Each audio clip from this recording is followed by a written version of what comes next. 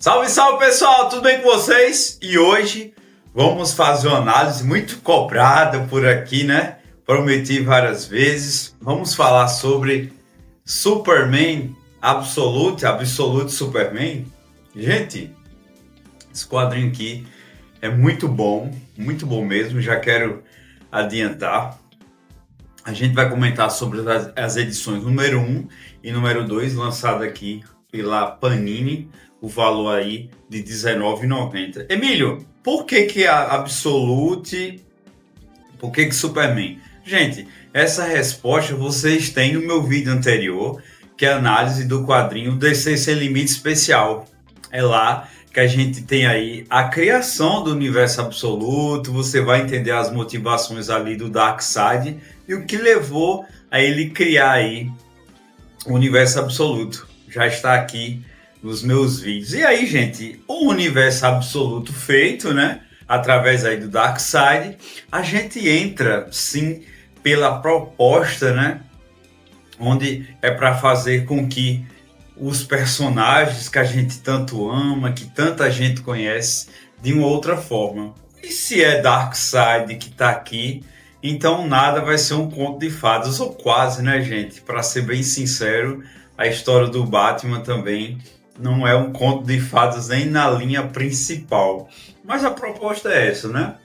Algo mais duro, algo mais quebrado, que ali vamos ver como é que os heróis irão se sair. E aqui, gente, a gente tem tudo diferente, tá tudo diferente. Só tem algumas referências, algumas coisas, mas realmente as coisas não tá indo muito bem aqui não. E, gente, vamos aí, talvez ao detalhe mais peculiar desse quadrinho, onde nós brasileiros devem ter amado. Gente, na época eu não lembro, não se foi falado que o Superman, né, que na verdade ele não é chamado de Superman ainda, pelo menos nessas duas primeiras edições, eu não li a edição americana, tá aqui a capa, né, a mesma capa aqui. Ele caiu no Brasil e ele não caiu como uma criança, um bebezinho lá. Seria até bem interessante, né? Ver ali o pequeno Kal-El caindo numa fazenda ali de Goiânia, né? E ele já está adulto, por quê? Porque a Lara, ela é uma operária, assim como o pai, só que o pai está numa classezinha melhor ali. Ele é um engenheiro, mas ambos são classe baixa, gente. Ele não é um grande cientista, o Jor-El, aqui nesse universo. Gente, te causa alguns incômodos você ver todos aqueles personagens que você conhece tanto, que eu desde criança conheço, ver totalmente diferente. E ainda falando um pouco dessa parte mais dos bastidores, eles tiveram total liberdade, porque aqui, gente, é uma linha editorial. Não é a linha principal, mas é uma linha editorial que ainda está nos Estados Unidos. Então a gente vai ter muitas histórias, além dessa do Batman da Mulher Maravilha. Se caso vocês queiram também do Batman da Mulher Maravilha, deixa aqui os comentários que a gente vai falar. Então, gente, a gente tem uma linha no presente, que é no Brasil, onde o Superman está numa usina. Ele está extraindo minério, ele trabalha no período da madrugada, ajudando ali todos os operários. E, gente, é bem interessante. Eu acho que eles tentam evocar, tipo, uma favela. E aí, gente, parece uma favela, né? Olha, uma mistura do Rio de Janeiro e São Paulo. E aí, gente, ele aparece de uma maneira assim, que é já heróica, né? Tem coisa que realmente não dá para ser totalmente diferente. E aí apresenta aí uma corporação, que é a Corporação Lázaro. E ela é bem diferente da LexCorp e de outras corporações aqui da DC Comics. Realmente eles exploram muito e inclusive exploram diamantes. Isso pode ser que seja até uma referência à nossa própria história, né? A história do Brasil, a extração de diamantes. E aí a gente tem os pacificadores, tá aqui, os pacificadores, o policiamento aí da Corporação Lázaro. Gente, o Pacificador que tá ganhando aí nome, né? Na série do James Gunn, tá ganhando aí outras aparições aí nos quadrinhos. E aí, gente, quem trabalha lá também é a Lois Lane. Então a Lois Lane também não é jornalista. Nós não temos Metrópolis, né? Nem o Globo, né? Então o Kal-El, porque aqui ele não é, pelo menos até onde eu li, ele não é chamado de Kal-El, de Clark, ele é chamado de Kal-El. Então não tem, ele não é jornalista, ele não vai trabalhar no Telediário, nem no Globo ou na Record, enfim. E será que isso vai se tornar todos os quadrinhos só aqui no Brasil? Nossa, vai ser bem interessante, né? Apesar que aqui a favela, né? Ela é fictícia, então talvez algumas coisas a gente não tenha. Gente, a gente falando ali do presente, a gente vai pro passado, que aí era o começo do quadrinho. A gente tem ali Krypton. Esse S que a gente tem como de esperança, aqui é de vergonha, é de classe baixa, né? É de proletariado. A gente tem aqui, ó, o Jor-El. E assim como aconteceu no cânone, ele também avisa sobre a situação de Krypton, esse colapso que vai acontecer. E isso aí é um pouco parecido, né? Eu acho que tem algumas coisas que eles têm que deixar pra gente pelo menos pegar assim, não tem como ser totalmente diferente. A gente tem que ter alguma coisa, tipo os nomes, tipo locais. Aqui fala assim sobre Kandor também. Aqui fala, ó, o Centro das Ciências Avançada Lei da Expansão, Kandor. Então aqui fala. Então toda essa segunda parte, que é a linha temporal de Krypton, mostra a posição da Lara, mostra a posição do Jor-El.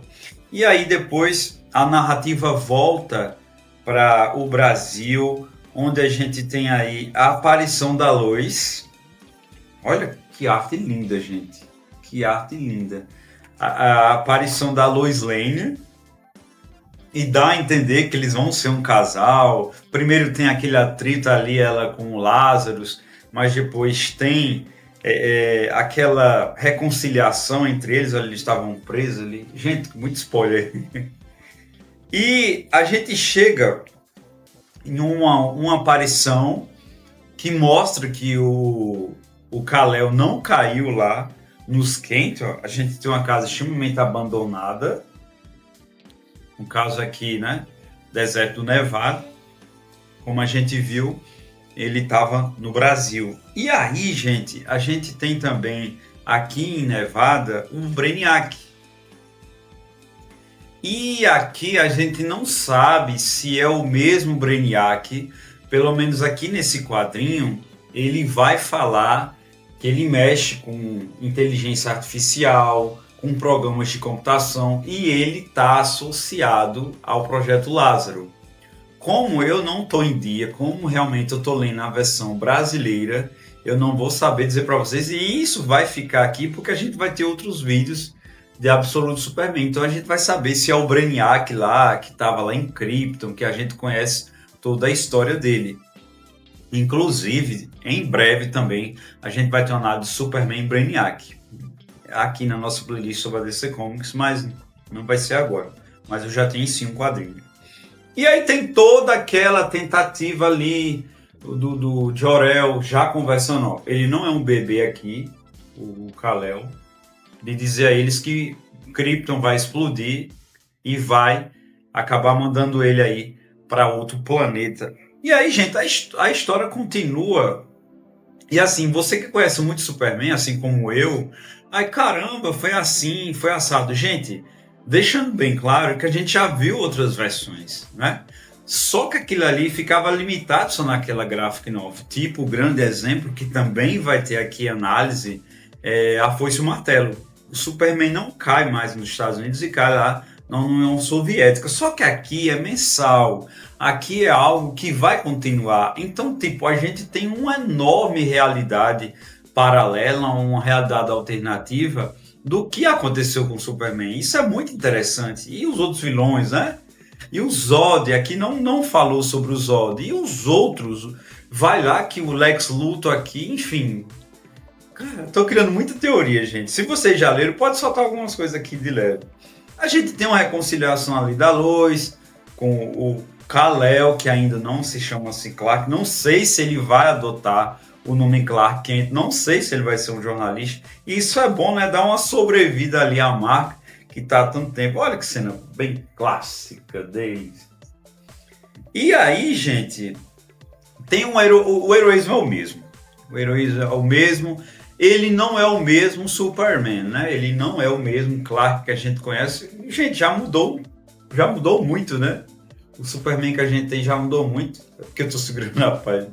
E assim, ele mudou muito, né? Mas aqui o heroísmo tá, ele vai ajudar a criança, vai fazer tudo que ele faz num mundo bem mais duro, né? Bem mais quebrado, que é aqui do Absolute. É o Darkseid, né, gente? E aí, a ligação do Brainiac com a Lázaro vai se estender aí por outras edições, com certeza, e a gente vai saber. E aqui, gente, aqui no final do volume 2, a gente tem escrito por Lois Lane, então ela tem um pouquinho ainda de jornalista, né? Ela manda ali uma mensagem para o Brainiac. E aqui a gente tem também os pacificadores aqui ainda em ação.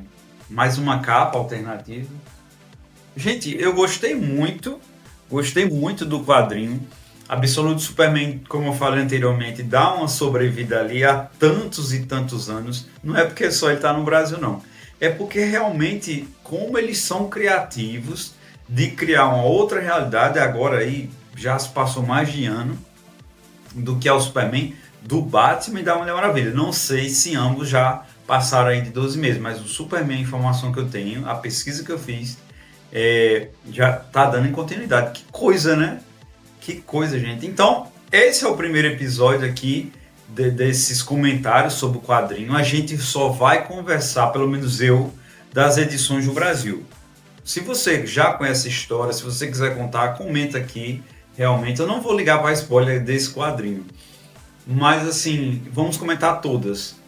Outra coisa, a classificação é 14 anos. Deu uma aumentada aqui.